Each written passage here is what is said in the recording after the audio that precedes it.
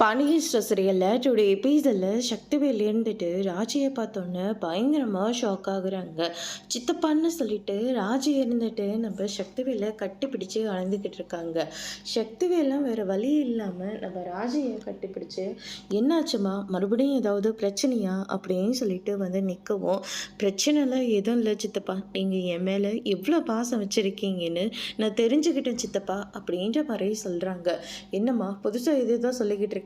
புதுசெல்லாம் சொல்லலை சித்தப்பா, எனக்கு எல்லா விஷயமும் தெரியும். நான் கொடுத்த லெட்டரை நீங்கள் எத்தனை தடவை படிச்சிருக்கீங்க, அதில் நீங்கள் எவ்வளோ கண்ணீர் விட்டுருப்பீங்க, எவ்வளோ சந்தோஷப்பட்டிருப்பீங்க, எல்லா விஷயமும் எனக்கு தெரியும் சித்தப்பா. இவ்வளோ பாசத்தை வச்சுக்கிட்டு ஏன் சித்தப்பா விட்டவன் குத்துவன்னு சொல்லிட்டு இப்படியெல்லாம் சண்டை போட்டுக்கிட்டு இருக்கீங்க? இனிமேல் இந்த சண்டையெல்லாம் வேண்டாம் சித்தப்பா, நம்ம எல்லாரும் ஒன்றுக்குள்ள ஒன்றா இருப்போம். நான் பண்ணது எல்லாமே தப்பு தான், அத்தை பண்ணது கூட தப்பு தான் சித்தப்பா. ஆனால் நீங்கள் எங்கள் ரெண்டு பேர் மேலேயும் எவ்வளோ பாசம் வச்சுருக்கீங்கன்னு நாங்கள் கண்ணார பார்த்துக்கிட்டோம் சித்தப்பா அப்படின்னு சொல்லிட்டு ராஜி வந்து சொல்லிக்கிட்டு இருக்காங்க. இதை கேட்டோன்னே சக்திவேலும் கண்ணீர் விட ஆரம்பிக்கிறாரு. அதுக்கு அடுத்து தான் இந்த சைடு நம்ம தங்கமயில் இருந்துட்டு நான் போயிட்டு அவரை பார்த்து பேசிட்டு வரேன் அப்படின்ற மாதிரி சொல்கிறாங்க.